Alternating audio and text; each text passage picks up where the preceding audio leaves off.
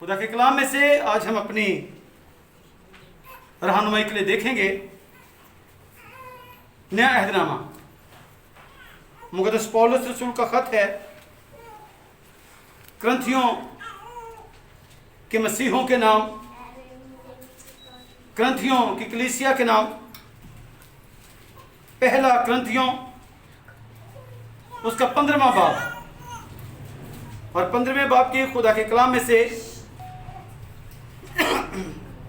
हम 33वीं और 34वीं दो आयत को खुदा के कलाम में से देखेंगे।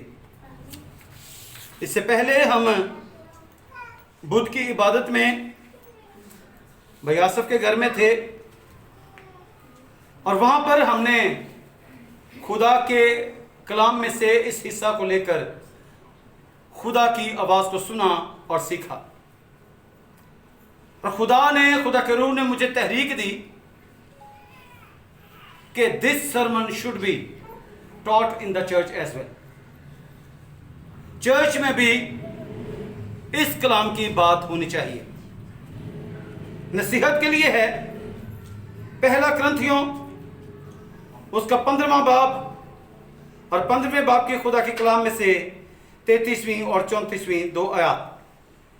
पाक कलाम में लिखा है, फरेब ना खाओ, बुरी सोहबतें अच्छी आदतों को बिगाड़ देती हैं। रास्तबाज होने के लिए होश में आओ और गुनाह ना करो, क्योंकि बाज खुदा से ना वाकिफ हैं। मैं तुम्हें शर्म दिलाने के लिए ये कहता हूं। पाक कलाम का पढ़ा और सुना जाना हम सब के लिए बाइस से बरकत हो। टीचिंग, तालीम बड़ी वाज़ेह सीधी सीधी बात है, और पढ़ने से और सुनने से समझ आ जाती है। और अगर हम समझने की कोशिश ना करें तो खुदा का कलाम बयान करता है कि जो खुदा को जानना नापसंद करते हैं, मुक़द्दस पौलुस रसूल बयान करते हैं कि खुदा उन्हें नापसंदीदा अक्ल के हवाले कर देता है ताकि बेहुदा हरकत करें। अगर समझने की कोशिश करें तो सब कुछ समझ आता है। छोटे बच्चों की कोई परवाह नहीं, अगर वो शोर करेंगे तो कोई बात नहीं, हम उसको कबूल करेंगे। लेकिन थोड़े से समझदार जो करेंगे तो फिर मसला है। सो कलाम को अगर हम समझने की कोशिश करें तो वाज़ेह है, और अगर हम इस पर गौर ही ना करें, कान ही ना लगाएं, कबूल ही ना करें, तो फिर हम जिंदगी में आगे नहीं बढ़ सकते। जो नसीहत को सुन लेता और उस पर अमल करता है वो कामयाब होता है।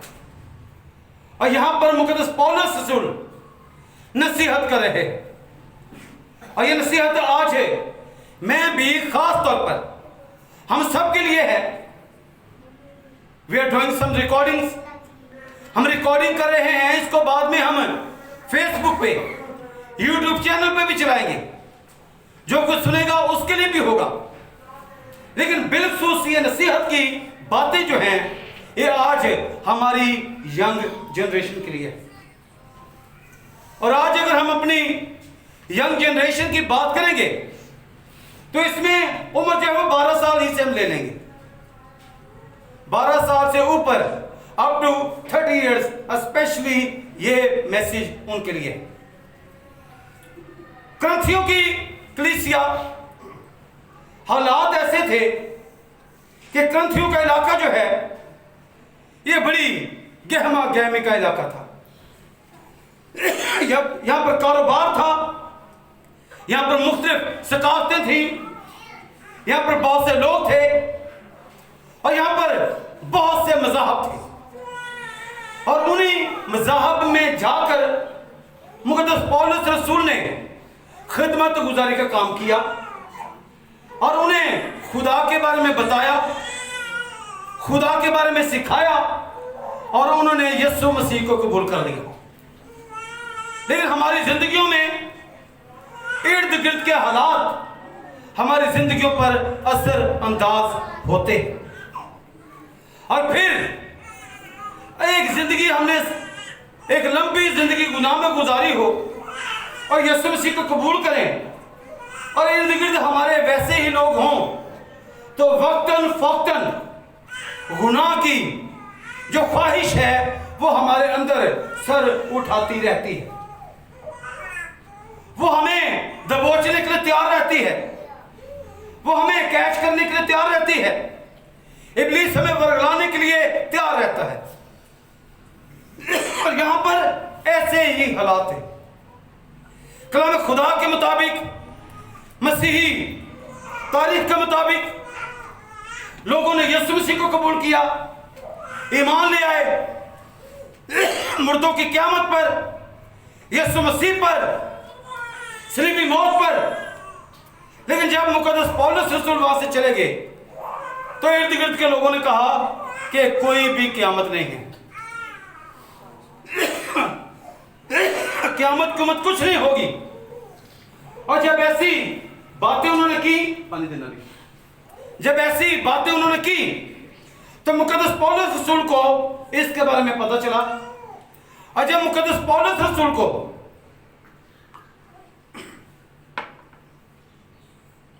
इसके बारे में पता चला तो मुकद्दस पौलुस रसूल ने कलीसिया को, मसीही लोगों को जो कुरिन्थस के इलाका में थे, उन्हें खत लिखा कि फरेब ना खाओ, तुम्हें सब कुछ बता दिया गया है। मैं तो एक पढ़ा लिखा शख्स, और मुकद्दस पौलुस रसूल द ग्रेट स्कॉलर, जबरदस्त स्कॉलर, पढ़े लिखे शख्स, मुकद्दस पौलुस रसूल ने कहा कि फरेब ना खाओ, लोग तुम्हें धोखा देने की कोशिश कर रहे हैं, लोग तुम्हें वर्गलाने की कोशिश कर रहे हैं, इब्लीस तुम्हें वर्गलाने की कोशिश कर रहा है, इब्लीस तुम्हें फरेब देने की कोशिश कर रहा है। और इब्लीस ने डायरेक्ट आगे काम नहीं करना, उसने इंसानों को इस्तेमाल करना है। और कलाम खुदा में तो हम देखते हैं कि वो तो इंसानों को भी और जानवरों को भी इस्तेमाल करता है। पैदाइश की किताब में उसने फरेब देने के लिए, धोखा देने के लिए, गुमराह करने के लिए सांप को इस्तेमाल किया। और कलाम में फिर हम बाइबल मुकद्दस में अमाल की किताब में देखते हैं कि इब्लीस एक लोनी को इस्तेमाल करता है और वो सीलों के पीछे कहती है जी ये तो बड़े अच्छे लोग हैं, ये खुदा के कलाम के बारे में तुम्हें बताते हैं। इब्लीस की अच्छाई भी जो होगी, अच्छी बात भी होगी, वो आपको बुराई की तरफ लेके जा रही होगी। धोखा देगा ऐसे तरीके से कि आपको पता भी ना चले, मारेगा आपको इस तरीके से, मीठे तरीके से कि आप मौत को खुद ही गले लगा दें। यीशु मसीह के साथ भी तो यही कर रहा है, बड़े अच्छे बात कर रहा है, तू खुदा का बेटा है तो पत्थरों से कह, यानी कि तेरे पास इख्तियार है, फरिश्ते तेरे पास हैं, बड़ी बातें करता है। और पैदाइश की किताब में भी, अमाल की किताब में भी इब्लीस फरेब देता है, धोखा देता है। और यहां पर मुकद्दस पौलुस रसूल कहते हैं फरेब ना खाओ, बुरी सोबतें अच्छी आदतों को बिगाड़ देती है। ज्यादा बात हम 33वीं आयत पे करेंगे, 34वीं आयत पे, क्योंकि अगर दोनों आयत पे बात करेंगे तो it will take much time, बहुत ज्यादा वक्त होगा। कलाम बयान करता है कि फरेब ना खाओ। उस वक्त हालात ऐसे थे कि कलीसिया के इर्द गिर्द दूसरे मज़ाहिब थे, बुत परस्ती थी, बुतों के सामने झुकना था, रुपया पैसा था, शान शौकत थी, कारोबार था। और जब रुपया पैसा आता है तो इंसान जो है वो गुनाह की तरफ ज्यादा अट्रैक्ट होता है। उस वक्त ऐसे हालात थे और आज ऐसे भी हालात हैं। और आज फरेब, धोखाबाजी ये हद से ज्यादा बढ़ती जा रही है। और ये बढ़ती इसलिए जा रही है क्योंकि खुदा के कलाम में ये सब कुछ पहले लिख दिया गया था। हम जरा देखेंगे, मुकद्दस पौलुस रसूल का एक खत है, दूसरा थिस्सलुनीकियों, उसका दूसरे बाब की तीसरी आयत को खुदा के कलाम में से हम देखेंगे जरा। यहां पर भी है कि तालीम है कि हमें क्या करना है। चलें, उस पर हम नहीं जाते, हम आ रहे हैं दूसरा तीमुथियुस उसका तीसरा बाब, और तीसरे बाब के खुदा के कलाम में से हम पहले आते। लेकिन ये जान रख कि आखिर जमाने में बुरे दिन आएंगे, क्योंकि आदमी खुदगर्ज और जरदोस्त और शेखीबाज और मगरूर और बदगो, माँ बाप के नाफरमान, न शुक्र, न पाक, तबई मोहब्बत से खाली, संग दिल, तोहमत लगाने वाले, बेज़ब, तुंद मजाज, नेकी के दुश्मन, दगाबाज। फरेब देने वाला दगाबाज है। दगाबाज, ढीठ, घमंड करने वाले, खुदा की निस्बत ऐशो इशरत को ज्यादा दोस्त रखने वाले होंगे। वो दीनदारी के वजह तो रखेंगे, मगर उसके असर को कबूल ना करेंगे। ऐसों से भी किनारा करना। कलाम में पहले ही लिख दिया गया, आखिरी वक्त में दगाबाज लोग होंगे, आखिरी वक्त में धोखाबाज लोग होंगे।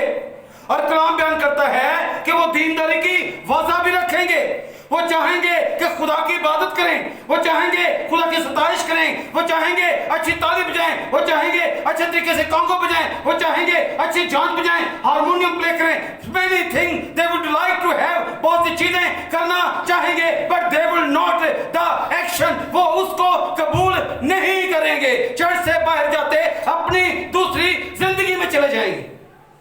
और कलाम में ये सब कुछ पहले ही बयान कर दिया गया कि आखिरी वक्त में लोग धोखेबाज होंगे। और जब हम अपने बचपन को देखते हैं तो धोखेबाजी या जवानी की उम्र में धोखेबाजी की बात होती थी, तो धोखेबाज जरा थोड़ा सा उम्र में मैच्योर होता था। एक उम्र तक तो समझ नहीं आती थी, समझो कुछ जरा मैच्योर बंदा होगा कि 35 चलो वो धोखा छुपा देगा, और होता भी ऐसे था। लेकिन आज मैंने पहले ही कह दिया, 12 साल से 30 साल, आज तो 12 साल ही से धोखेबाजी शुरू हो जाती है, आज तो 15 साल ही से धोखेबाजी शुरू हो जाती है। क्योंकि इलेक्ट्रॉनिक मीडिया ने, टीवी ने, टेलीविजन ने, डिश ने, फोन ने बच्चों को बहुत ज्यादा एक्टिव कर दिया है। आज तो धोखेबाजी वक्त से बहुत पहले पता चल जाती, और अगर पता न चले तो ड्रामे तैयार है ये सब कुछ सिखाने की। कैसी कैसी साजिशें हो रही हैं, नंद क्या कर रही है, भाभी क्या कर रही है, सास क्या कर रही है, और शुक्र है कि इंडिया चैनल्स को बैन कर दिया गया, वरना नस्लें तबाह बर्बाद। इर्द गिर्द के हालात है, वहां पे ये लोग इकट्ठे थे। अब we are in a global village, अब हम सब पूरी दुनिया के नजदीक हैं। अमेरिका में क्या हो रहा है मुझे पता है, पाकिस्तान में क्या हो रहा है अमेरिका वाले को पता है। मिनट से हम तस्वीर लगाते हैं, वहां पे पता चल जाता है। कोई खबर, कोई इश्यू बनता है, हमें पता चल जाता है। रात अभी मैं देख रहा था, सिखों का इश्यू बना इंडिया में, हमें पता है। हमारा इश्यू बनता है, उन्हें पता है। आज कलाम हमें तालीम देता है, फरेब ना खाओ। मैं बार बार इस पे जोर दे रहा हूं, फरेब ना खाओ, फरेब ना खाओ। और ये इसलिए है कि मैंने इस इलाका में देखा है कि एक जवान सारे जवानों को उसने अपने काम पे लगा दिया। एक ने चर्च शुरू की थी तो सारे ला गया। नस्लें तबाह बर्बाद, औलाद जो मां बाप का बुढ़ापे का सहारा है, बूढ़ों को जवानों को संभालना पड़ रहा है। इशू क्या है? फरेब, धोखाबाजी, इब्लीस का जो जाल है, इब्लीस की जो चाल है वो चल गई। और एक और बड़ी, अक्सर औकात अपने ही धोखा दे देते हैं। और आज हमने एक और चीज को अपना दोस्त बनाया है। ये हमारा दोस्त भी है, ये हमारा दुश्मन भी है। अच्छा, दुश्मन और पता नहीं ये दुश्मन है ये दोस्त है, तो उसमें हम डिफ्रेंशिएट कर लेते हैं। अच्छा, इससे बच के रहना, इसके ये ओके है। लेकिन आज हमारे पास एक ऐसा दुश्मन है जो हमारा दोस्त भी है, हमारा दुश्मन भी है। और वो क्या है कि बता सकता है? बच्चे को भी इसके 12 साल भी उम्र नहीं हुई सलास की, तो मोबाइल है। मैंने पहले बात किया भैया 12 साल से भी पहले की बात हो रही है। तो मैक्सिमम सबके दिल में हाँ, मोबाइल आज एक ऐसी चीज है जो हमारा दोस्त भी है, हमारा दुश्मन भी है, हमारी नस्लों को संवार भी सकता है, हमारी नस्लों को तबाह बर्बाद भी कर रहा है। ये नहीं कहूंगा कि करेगा, कर रहा है। मैं भी घर में आता हूं तो बच्चों का फर्स्ट, कभी हमारी अकदार थी कि माँ बाप हाँ जी क्या हाल है, सलाम जी पापा जी, सलाम जी मम्मा जी, सब कुछ होता है। अब तो घर में आपने पाँव रखना है तो बच्चों ने कहना मोबाइल दे दें। मोबाइल कहां पे है? इवन सबसे छोटे भी, वो भी आपके बच्चे पॉकेट सर्च करते हैं। और ऐसे हालात में, जब हालात कठिन हैं, धोखेबाजी है, इब्लिस अपनी चाल चला रहा है 24/7, हफ्ते दे 7 दिनों से 24 घंटे अपना वार चला रहा है। We have to be active, हमें एक्टिव होना पड़ेगा, हमें जागना पड़ेगा, हमें अपनी नस्लों पर नजर रखनी पड़ेगी, क्योंकि इब्लिस उन्हें फ्रेब देने की, धोखा देने की कोशिश कर रहा है। सो फ्रेब नहीं खाना, अपने अपने अपने ही नुकसान पहुंचाते हैं। और पाक कलाम में लिखा है फ्रेब ना खाओ। खुदा के लोग फ्रेब नहीं खाते। यीशु मसीह ने फ्रेब खाया, धोखा खाया, चक्कर दिया गया यीशु मसीह को। यीशु मसीह चाल में नहीं आए।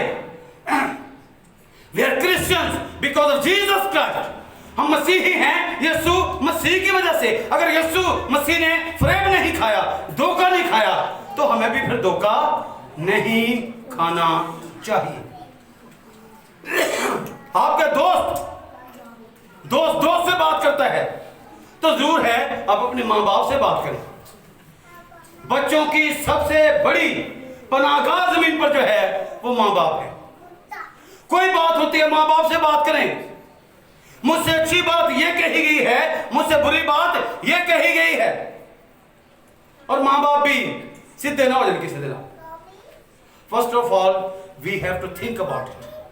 हमें इसके बारे में सोचना है, मैक्सिमम तहकीक करनी है और बात करनी है ऐसे तरीके से कि मामला तो बिगड़े ना, बल्कि मामला तो सुलझे।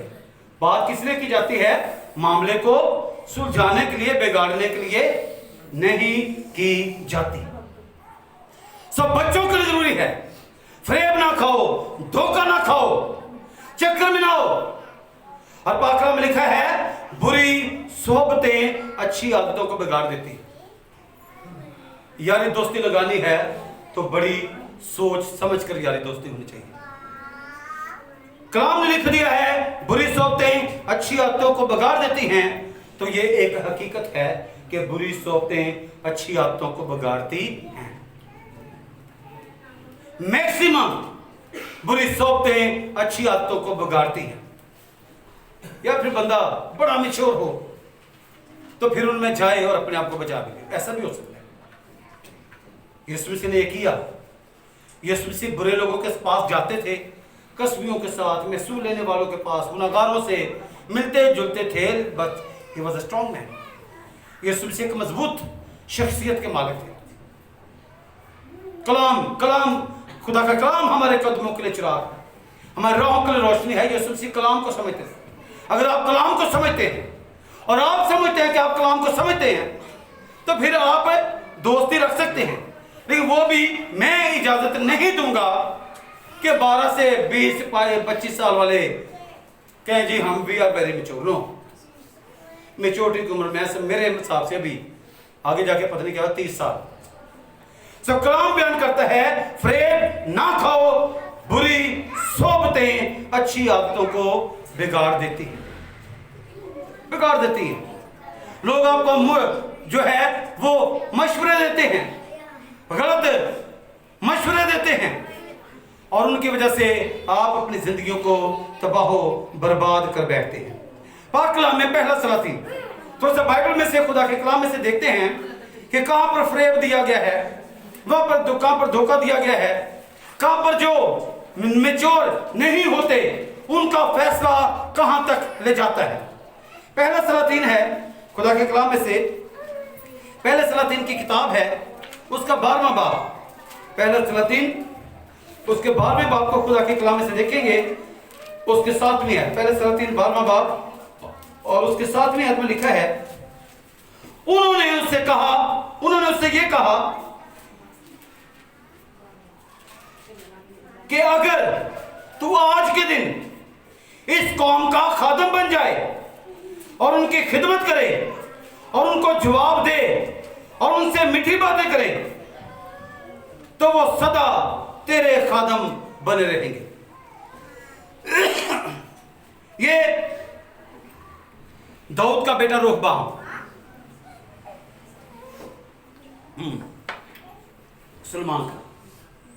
सुलेमान का बेटा रोहबाम, सुलेमान के बाद बादशाह बना, गया है जवान बुढ़े शख्स लोगों के पास और उन्होंने कहा है कि अगर तू आज के दिन उनका खादम बन जाए, उनकी खिदमत करे, उनको जवाब दे, उनसे मीठी बातें करें, तो वो जिंदगी भर तेरे खादम बन जाएंगे। तू उनका खादम बनेगा, वो तेरे खादम बन जाएंगे। तू उनसे मोहब्बत करेगा, वो तुझसे मोहब्बत करेंगे, तेरे साथ खड़े होंगे, तेरे लिए जंग लड़ेंगे, तेरे लिए मुश्किलात को बर्दाश्त करेंगे, हर एक दुख को, तकलीफ को तेरे लिए वो झेल जाएंगे, तेरे हो जाएंगे। और फिर कलाम बयान करता है कि इसके बाद 11वीं आयत में, नॉन मैच्योर, यहां कलाम में लिखा है, और अब गो मेरे बाप ने भारी जुआ तुम पर रखा, तो अभी मैं तुम्हारे जुए को और ज्यादा भारी करूंगा। मेरे बाप ने तुमको कोड़ों से ठीक किया, मैं तुमको बिच्छुओं से ठीक बनाऊंगा। ये मशवरा आगे नॉन मैच्योर का धोखा। ये जवानों ने कहा कि काम जरा खींच के रख, मार इन्हें, हल्का ना करना, बोझ और बढ़ा दे, पहले 10 किलो था तो 5 और रख दे, 15 इनकी कमर को सीधा ही ना होने दे। बुरी सोबतें अच्छी आदतों को बिगाड़ देती हैं। रुबहाम की फेलोशिप बड़ों से ज्यादा जवानों के साथ थी, और इंसान उसी की मानता है जिसके साथ ज्यादा रहता है, उस पर वो ट्रस्ट करता है, उस पर डिपेंड करता है, उसकी मानता है, उसकी सुनता है। वो कहता है बैठ जा तो बैठ जा, उठ जा तो उठ जा। रुबहाम ने जिनके साथ ज्यादा वक्त गुजारता था उनकी मानी, और बुरी सोबतें ले बैठती और लोग बागी हो गए, बादशाह बुशत जाती थी। वो इज्जत जो प्लेट में रख के मिली थी, कहां पे? प्लेट में, बिल्कुल तैयार, लो जी बादशाह जी ताज पाओ। और पुराने वक्त में तो बादशाह को ताज भी, खिदमत गुजारी क्या थी कि ताज भी उठा के रखा जा रहा है। बादशाह साहब बैठे बड़े शान शौकत से, ताज कोई रख रहा है, कोई कुछ कर रहा है, कोई हार जेवर पहना रहा है, बाजे बज रहे हैं, टुकड़ियां बज रही हैं, मौजा लगी हैं। बिल्कुल बादशाह तो मिल गए, सब कुछ मिल गया। इन कहते जी इज्जत रास नहीं आई। हाँ जी, इज्जत रास नहीं आई। ये हमारे बच्चे भी ऐसे हैं। अब आपको इज्जत रास आनी चाहिए। इन्यास है, फैजान है, ये हमारे साथ बुध को बच्चियां होती हैं। ये 13 बच्चे हमारे पास यहाँ पे KRC की क्लास में, बाकी तो बच्चे हैं ही। आपकी इज्जत है। हम बाजी सबिता के घर गए, बयासर के घर में गए, तो ये बच्चे खा रहे थे और ये बड़े खड़े थे कि ये खा ले खा ले खा ले। आपकी इज्जत है, आपको अच्छा खाने के लिए मिलता है। आपकी इज्जत है, सर्दी में लोग कमरे गर्म करके आपको बिठाते हैं। आपकी इज्जत है, आपसे प्यार करते हैं, आपको रिस्पेक्ट देते हैं, उनकी उम्र तो आपसे डबल है। आपकी इज्जत है। और खुदा का काम जवानों को तालीम देता है कि फ्रेब ना खाना, तुम्हें इज्जत मिल गई है, तुम्हें शौहरत मिल गई है, तुम पर खुदा का हाथ बढ़ गया है, अब फ्रेब ना खाना। और कोई इशू है तो first of all talk to your parents. सबसे पहले अपने वालिदैन से बात करो, पादरी से बात करो। हाँ जी भाई जी, पादरी साहब ये मसला है, ताकि प्रॉब्लम को सॉल्व किया जा सके। और अगर अंदर ही खिचड़ी पकती रही तो मामला पादरी भी तो मां बाप सारे से गलती किसी दी तो बेइज्जती कोई करवाता फिरता है। सो कलाम बयान करता है, पाक कलाम में बुरी सोहबतें अच्छी आदतों को बिगाड़ देती हैं और बिगाड़ देती हैं। एक मुसद्दका बात है, बच आप नहीं सकते। आप कहें कि धुएं से भरे कमरे में आप चले जाएं, अब तो मास्क आ गया ना, मास्क ना लगाया हो, धुएं वाले कमरे में आप चले जाएं और आप ये कहें कि आपको धुएं की स्मेल ना आए, ऐसा हो ही नहीं सकता। आप ये कहें कि बाहर सर्दी है, गली में सर्दी का मौसम है, आप कहीं जैकेट नहीं पहनी तो मैं शेर बन जाऊं, मुझे सर्दी नहीं लगेगी, तो आप बेवकूफी करते हैं, आपको सर्दी लगेगी। आप गर्मी में खुले मैदान में चले जाएंगे, सर पे कुछ नहीं, आपने इंतजाम नहीं किया, कहीं गर्मी नहीं लगेगी, गर्मी लगेगी, आप बेवकूफी करेंगे। और इसी तरह बुरी सोबत में जाएंगे तो इट विल अफेक्ट यू, ये आप पर असर करेगी। बच आप नहीं सकते। कुछ बड़े शेर हैं, बच नहीं सकते। बात जो भी करनी है सोच समझ कर करनी है। आप पे आपके खानदान की इज्जत दांव पे, आपके सर पे आपके खानदान की इज्जत है। आपने गलती की, खुदा ना करे नियाज थोड़ी सी को गलती करेगा तो मेरी 20 से 22-25 साल, अभी तो 17-18 साल हो गए, आगे भी बात है, अभी तो जिंदगी काफी है, चल जाएगा काम। मेरी 17 साल 20 साल 25 साल इज्जत खिदमत तबाह बर्बाद। गलती कौन करेगा? बच्चा। और भुगतेगा कौन? पादरी, बाप। आप जो करेंगे आपकी जिंदगी तो आगे चलिए। आपने कहना जी सीधे अपनी जिंदगी जी, हम तो पीछे एक बड़ा डायलॉग था, मेरी जिंदगी मेरी मर्जी। हमारी ना जिंदगी है ना मर्जी हमारी। ये इंसानी सोच है, सेकुलर थॉट है, और इसके लिए मैंने जरा हल्का करके बात की है। वो पूरा ये था मेरा जिस्म मेरी मर्जी, कि मेरा जिस्म जी हाथ मेरा, मैं भावें आके जलावा भावें ठंड च पाऊं, जो मर्जी मेरी मर्जी। ये हमारी मर्जी नहीं है, ये खुदा की मर्जी है। खुदा ने ये जिस्म दिया है, खुदा ने आंखें दी हैं, खुदा निकाल भी सकता, अन्ना भी पैदा कर सकता है। खुदा ने आंखें दी हैं, खुदा ने आंख दिए हैं। हमारा जिस्म हमारा नहीं है, हमारी रूह हमारी नहीं है, क्योंकि कलाम बयान करता है कि खुदा ने आदम के नथनों में जिंदगी का दम फूंका तब वो जीती जान हुआ। खुदा ने उसे मिट्टी से साना बनाया तब उसका जिस्म बना। खुदा ने उसे बनाया, इसलिए बनाने वाला मालिक है। हमारा जिस्म अपना नहीं, हमारी मर्जी अपनी नहीं। खुदा यीशु मसीह ने भी कहा कि अब आप तेरी मर्जी पूरी हो। इसलिए नहीं कहना जी साड़ी जिंदगी तो साड़ी मर्जी, नो, दिस इज रॉन्ग। आज भी यही डिसीजन है और आने वाले 300 साल बाद भी यही डिसीजन होगा कि हमारा जिस्म अपना नहीं है, हमारा जिस्म जो है इसका मालिक खुदा है और खुदा ही की मर्जी चलेगी। और कलाम बयान करता है कि बुरी सोबतें अच्छी आदतों को बिगाड़ देती है। मैं यहां पर नाम नहीं लेना चाहता, अगर अब मान लेते बच्चे कहन ना, मैं ठीक है, मैं जब जाता हूँ ना तो मैं अच्छा यार इन्होंने शर्म नहीं, असी शर्म करती, क्यों जी भाई जी बंदा इन्होंने चलो असी कोई याद कर। मुझे पता है इस तरफ जब खड़े होते हैं 4-5 तो क्या कर रहे होते हैं, किस तरह से कोई किसको गोली दे रहा होता है, मुझे पता है। कहाँ पे बांट रहे होते हैं ना चर्च चुर्च सारा कुछ मुझे पता था, कौन कौन पीता है मुझे नाम भी पता है, और किसने लगाया ये भी मुझे पता है। किसकी सोहबत में पढ़कर ये काम शुरू हुआ ये भी मुझे पता है। और हम समझाते रहे, हमने तो यही कहना है, घर में भी जाना तो किसी तरीके से कहना है, और फिर खुलेआम तो बात यही है। कलाम मैसेज चर्च जो और पाक कलाम भी कहता है, जो तो गल नहीं बनती फिर चर्च से कलीसिया सीधी सीधी गल करो। और आज मैं सीधी सीधी बात कर रहा हूं, फरेब ना खाओ।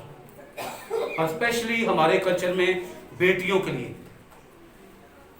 हमारा कल्चर ही ऐसा है कि पे हमारा बाइबल पूरी तराजू में पूरी है। कल्चर ऐसे कि कल्चर में डंडी मारी जाती है। यहां पर मर्दों को लड़कों को कौन नहीं पूछता, बात आती है औरतों पर, बेटियों पर। सो आपने अपने आप को महफूज रखना है, फरेब ना खाओ। बुरी सोबतें अच्छी आदतों को बिगाड़ देती हैं। और पाक कलाम में आगे लिखा है, जरा थोड़ी सी बात इस पे करते हैं, रास्तबाज होने के लिए होश में आओ और गुनाह ना करो। होश में आ जाओ, जागो। रोजाना सुबह डायरी बना लें या रूटीन बना ले, उठते मुंह जब धोते हैं ना और कहते होश में आ जाओ, हाँ भाई आज मेरी जिंदगी में क्या कुछ बुरा हो सकता है। अच्छे की तो अच्छे वाली बात बाद में, पहले देखें कि ये काम अच्छा होना है तो कौन कौन सी चीज है जो इस अच्छे काम को भी खराब कर सकती है। होश में आ जाना सुबह कि आज मेरे साथ क्या कुछ बुरा हो सकता है, होश में आ जाना है। और जिस्मानी तौर पर मैं जरा झटका दे रहा हूं, रूहानी तौर पर खुदा की नजर में झुक कर कि खुदावंद आई एम अवेकन्ड, मैं जाग गया हूं। खुदावंद जरा अपनी खुदावंद हिकमत की रूह मुझ पर ठहरा दे। होश में आ, हो रास्तबाज होने के लिए होश में आओ और गुनाह ना करो। और बाज़ औक़ात हम अपनी सारी जिंदगियां गुजार देते हैं, होश में नहीं आते, बेहोशी ही में मर जाते हैं, इनसे नहीं रहते हैं, बस मतवाले रहते हैं। पाक कलाम बयान करता है रास्तबाज होने के लिए होश में आओ। थप्पड़ मारेंगे तीनों तो बाहर काट देंगे तुम्हें। अभी हम बात ये करें ना, बुरी सोबतें, एक ने किया दूसरे ने तीसरे ने शुरू कर दिया। ये तो है सोबत, अट्रैक्ट करना, असर होता है। बुरी सोबतें अच्छी आदतों बिगाड़ती हैं। रास्तबाज होने के लिए होश में आओ, गुनाह ना करो। मसीहत में, बाइबल में गुनाह है। कोई चोरी बोलेगा, चोरी करेगा तो जाएगा जहन्नम में, कोई बदकारी करेगा तो जाएगा जहन्नम में। जिस तरह कहते हैं ना, चोरी कख दी ते चोरी लख दी, चोरी चोरी। बाइबल में गुनाह है।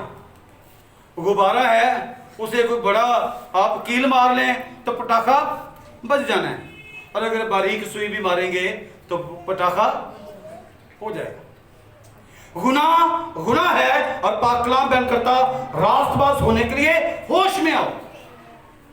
और फिर कलाम में लिखा है गुनाह ना करो क्योंकि बाद खुदा से नावाकिफ है। मुकद्दस पौलुस रसूल ने उन लोगों से के बारे में कहा कि जेड़े तुहानू सबक पढ़ाते ने उन्होंने तो आप कख नहीं आता। पाक कलाम में क्योंकि बाद खुदा से नावाकिफ है, उन्हें तो खुद पता नहीं। और अनफॉर्चुनेटली, बदकिस्मती से हमें भी वो से लोग सबक पढ़ा रहे होते जिन्होंने खुद पता नहीं।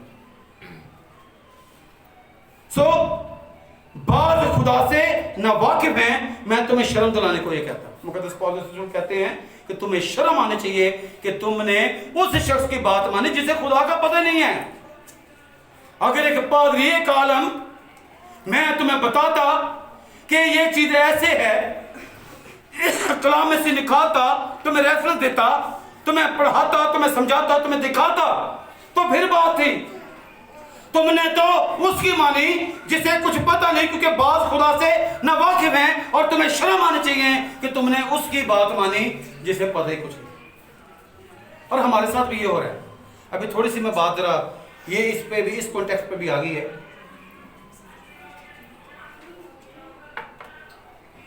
क्योंकि ये लाइव भी जाएगा, रिकॉर्डिंग भी जाएगी। और ये कलीसिया का मसला है।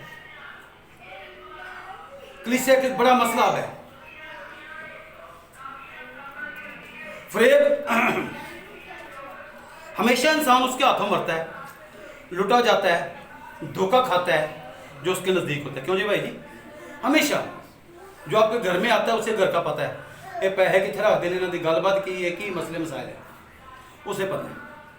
बाहर का एक कहावत है, घर का बेदी लड़का ढाई। जिन्हें घर का पता होता है वही सब कुछ करवाते हैं।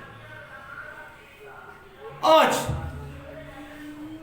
जो मैं पादरी उसे समझता हूं, जो 10-20 लोग लेके इबादत करवाए, चाहे घर में करवाए, छत पे करवाए, जहां भी करवाए, कम से कम 10 से 20 लोग उसके पीछे खड़े हों कि yes he is a man of God.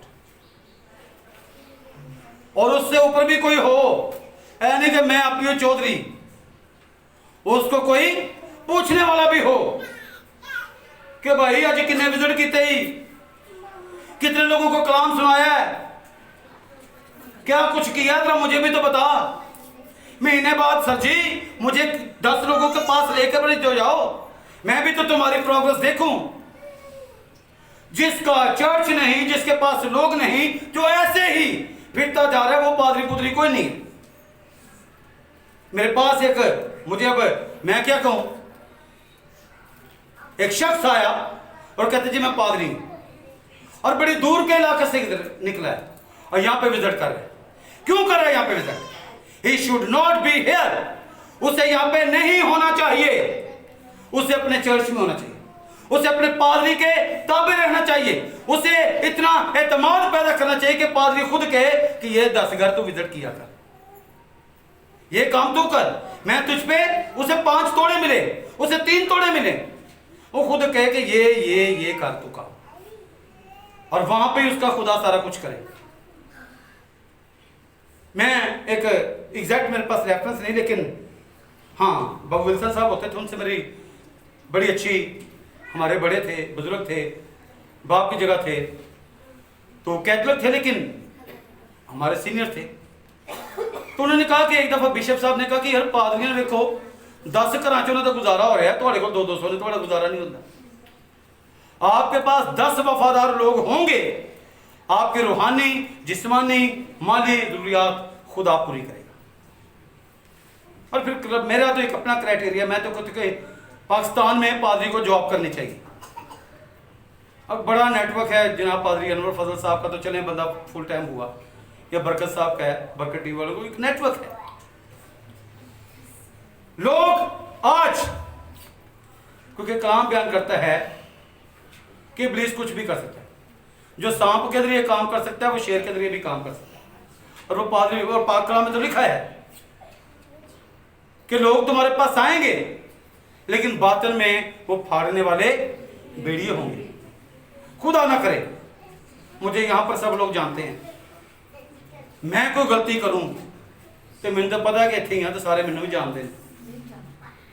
तो अगर कोई और मामला हो जाए तो फिर कोई आता है, नॉक करता है, आपको लूट आके ले जाता है, धोखा दे जाता है, आप किसे कहेंगे? और ये हो रहा है, और पाक कलाम हमें बताता है। अब मैं अगर मत्ती की और अनजाना झील में जाऊं तो ये बातें यीशु मसीह ने तालीम दी।